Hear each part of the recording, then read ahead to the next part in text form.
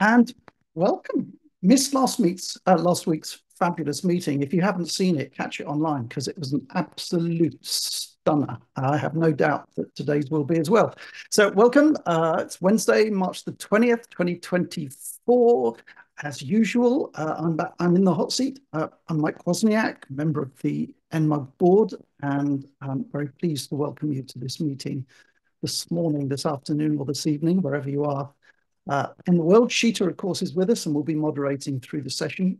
Sheeta, was there anything that you'd like to add before we plow on? Sure. What I didn't get to say because of our consuming conversation, everyone, please put your questions in the chat. We will get to them in the appropriate time and in the appropriate order. And David will let us know how he wants to handle that. Thank you very much. That's it. Thanks, Sheeta. And of course, Eckhart is with us. And Eckhart, was there anything that you would like to share with our members before we move on? Yes, just maybe a couple of comments. Uh, our class season is behind us, and I think it was and I mentioned it last Wednesday. It was a very, very successful program as always. I I created a spreadsheet to see the activity within our membership regarding joining these classes, and I found that 257 different members had signed up for classes, which I think is a very interesting number and very impressive. That we have a total membership of about 580 people, and 257 of them actively participated in the classes, which I think is a very good number. On the other hand, we have, in addition to our weekly meetings, we have two features that the board really loves, and I personally love. These two features are the message board and also our AI assistant. And we noticed that recently the activity level for both these two features has slowed down. And I think that's regrettable. And I was just thinking as Deborah asked about Tennessee, Deborah, we do have the message board, and it's not only for technical issues, it's for our membership, for our members. Why don't you ask the question that you asked us today about Tennessee? Just try it. And That's a also, good. incidentally, you can ask our AI assistant. Our AI assistant is programmed really to respond to Apple-related questions. So it may not have much to say about Tennessee, but it may tell you something about Apple-related activities in Tennessee. Just try it out and Okay. see. I Yeah, just thank you. wanted to encourage our membership to use, not ignore these two features, our message board and also the AI assistant. Please look at these things, use them, and it will make Mike and myself and also Dan and other board members very happy. Thank you. Okay. Thanks, Eckhart. So, just a reminder about the website, first of all. I'm sure you all know this, but absolutely everything that is anything at all to do with Naples Mug is available on the Naples Mug website. So, please do give it a look. And as Eckhart just said, please get back to using the message board. It's there for all of us. I posted a question just a few days ago because I've got an iTunes issue. Sadly, nobody has responded at all. That's disappointing because there was a period of message board activity when almost every single question was answered by somebody. But I have a feeling that perhaps not so many of us are visiting these days. If you're not subscribed to receiving a daily digest, all you need to do is go to the Genius Bar board on the message board, on the website, and just click the subscribe button here. You will not be deluged with emails. You'll simply receive one a day from the message board with information about everything that's been posted the previous day. A few announcements before I hand the meeting over to David. First of all, next week's meeting is with Jeff Bohr. Jeff will be talking Apple Care and just going into really, really granular detail about what Apple Care is and what you can expect from it if you buy into it. I think most people hugely recommend using it because of the range of services that it provides. But that's Jeff this time next week. A bit of Suffolk news. At the end of this month, on the 27th, which is next Wednesday, at 3:30 p.m. Where you guys are in Florida, 7:30 p.m. here in the UK. Joe Kissel is with us talking about backups, backing up, best backing up strategies and all that kind of stuff. And we would love it if you would like to join us as our guests for that evening. A number of NMUG members have already signed up through the classes where I mentioned this a couple of weeks ago.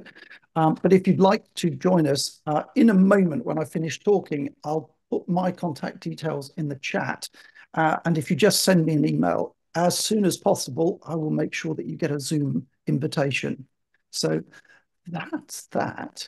Now, before David starts his presentation, I think I may leave for the next hour and a quarter because based on recent form, every time I attend an interesting class where I'm presented with a piece of software or hardware that I've not seen before, but like I go out and buy it. So David, if you could make eCamm sound dodgy, that would be a real help for me. No, no, no, no, no, no, no, no, This no. junky piece of junk software. Who would want to And with use it? that, I will stop my share and hand the floor to David. Thank you very much. Okay.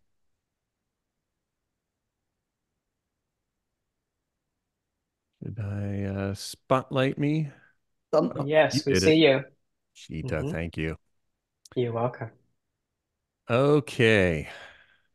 Oh, we're going to have some fun today. All right. So this really junky piece of waste of money software that I'm going to talk about today, nobody's going to want it. Nobody at all. Okay, is he gone? Yes, he's gone. Excellent. I'm in my soundproof box.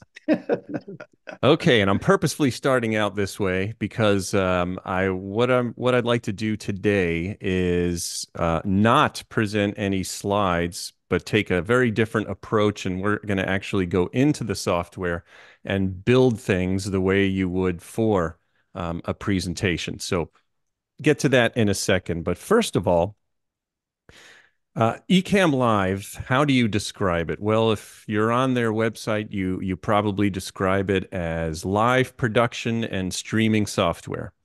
And yes, it is both of those things for sure. YouTube streamers use it for doing live streams. You can do a live stream to a number of different environments, Facebook, Twitch, and all the lot of YouTube and all the lot of them. I think it really took off, especially during the pandemic, for those of us who discovered it and wanted to jazz up any kind of presentation we were doing. So, in other words, there's no reason for you to have to live stream. You can just use it in sort of this preview mode. And the way it works is in Zoom or Teams or any of those environments, instead of doing this where it's just my camera, I can feed in what I am looking at in the software and what I'm doing in the software as the camera into those video conference pieces of software. And that's where the real magic happens. Because I know you probably, if you're a Zoom user, and of course everyone is, in an environment like this, if I wanted to share something, right, there's this fumble that goes on where I go, okay, first, hang on, let me show you my presentation, and I got to go to the share screen, and then I got to find a thing that I want to share. So what eCamm Live allows you to do is in advance to set up your entire presentation, script the whole thing out, and I'll talk about all the different components that make that up. But it allows you to have everything ready at the go. So whether you're using just your mouse or you're using a little device called a Stream Deck, which I'll talk about a little later, you can very quickly maneuver through your presentation without having to fumble around for the share. And where this really becomes key is if you're presenting more than one thing in your meeting or your presentation. I might want to show a PDF. I might have a PowerPoint deck.